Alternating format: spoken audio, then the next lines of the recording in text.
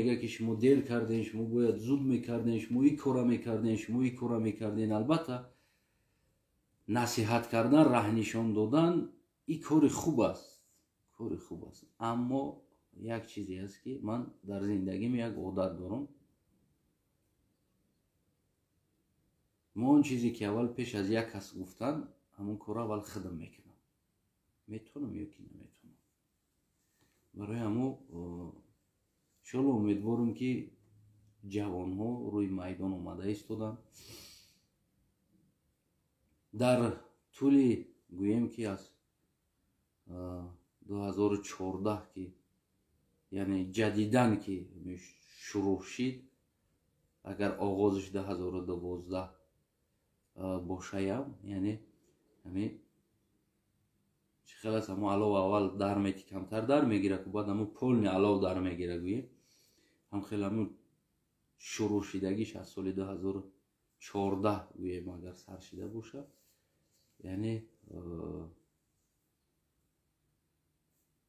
تا امروز بسیار کارهای کلان حرکت سیاسی گروه 24 کرد که حتی که در تاریخ تاجیکستان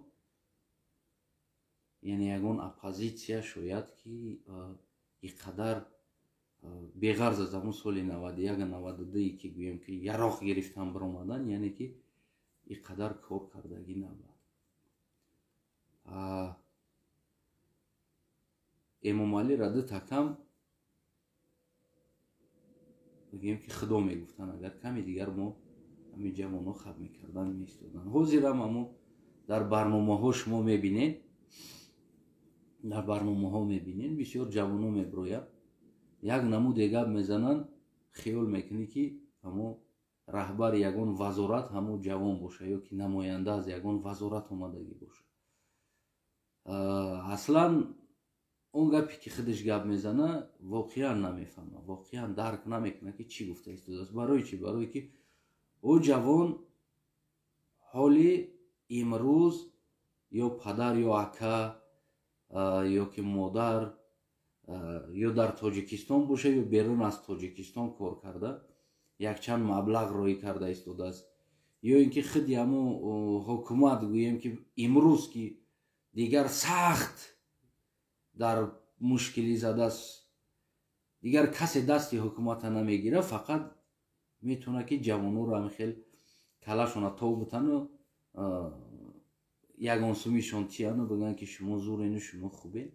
یکی اما یک چند قدر بعد که وقتی زندگی در سری جوان آمد، وقتی که فرزند شد، وقتی فرزند کسل شد، وقتی فرزند در امو بطن مادر پیدا شد که این جوان پول دادنه که رشوه دادن سر کنه، او وقت قفوشه بگرده که دیگر در کار نیست با امام علی و با دیگر کس، او وقت جوان باید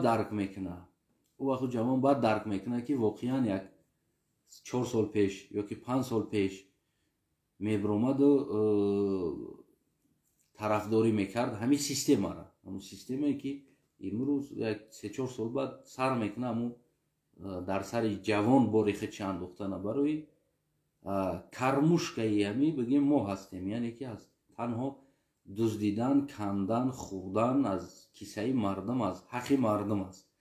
دیگر یگان پریزوست و این حکومت تاجیکستان دیگر نداره، نیست چیزی. الیمن زود هم فروختگی است، تکستیل هم فروختگی است، همه این چیزا فروختگی است. اگر فروخته هم نباشه یعنی سالای 20 سال، 15 سال، 30 سال، 50 سال این چیزا را دادگی هست. حتی که ببینین شرکت ها دیگر نلاگ نمیسپرن. این همقدر لخطرون کردگی هستن این انسان ها که همقدر گرفتگی هستن، اون پول داده شده که یک باره 2 میلیون 3 میلیون پرداخت کردگی هستن در پیشش. این دیگر فرداش فکر کردگی نیست، همون 3 میلیون گرفتگی و دادگی. نمیدونم مدت 30 سال، 40 سال، 20 سال. از اون جمله گیسو هم همش سهمیه‌اش بگیم 70 چند فایز از ایران و از دیگر جو گرفتگی هستند. دیگر مال خصوصی تاجیک هم باشه، تاجیکستانی هم باشه، یعنی دیگر دخالت کردن نمیتونه. بعد تو چند ساله دیگر همین قروزش مونده است که از کیسه ما و شما یعنی گدایی کنه، ترش کنه، پول بگیره و سپرافکات فروشه و نومرت فروشه و یک سال دول یک نومرم علیش کردنی شده. متاسفانه باز هم بلگداریا یعنی تشکر با تمام جوانان نه تنها از اروپا بلکه از روسیه جوانای غریب بگیم که بیدار شدگی هاش که بدن برآمدن مثال گیریم سر صدا کردن که چی نامر فروشی است مودا چی در کار است 3 رقمه اول 4 رقمه بعد نمیدونم bayrak بزای ایواز که بعد از او بگو که خبر میگیره 02 03 04 05 07 میکنه میفروشه. یعنی این چیزها بگیم که یک احمق بازی بود. البته ما بسیار چیزا را گفتیم که در اروپا هم 5 رقمش هم است، 6 رقمش هم است، 4 تگش هم است، 3 تگش هم است، 2 تگش هم است، 1 تگش هم است.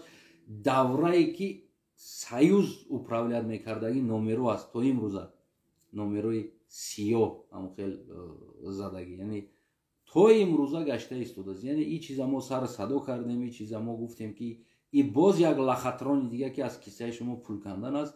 خیریت که تورید چیکار کرد که با سر شما را نومر نفروخت. خیلی فکر با این سال اگر باز بگه که نه ما در استاندارد جهانی توغری باید بگیریم 3 رقمه فروشیم، در استاندارد جهانی نیست تو خیلی 3 رقمه نومر.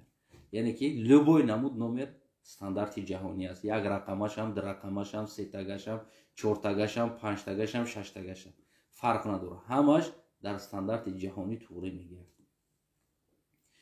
یعنی که این چیزا ما پیش راهش گرفتیم.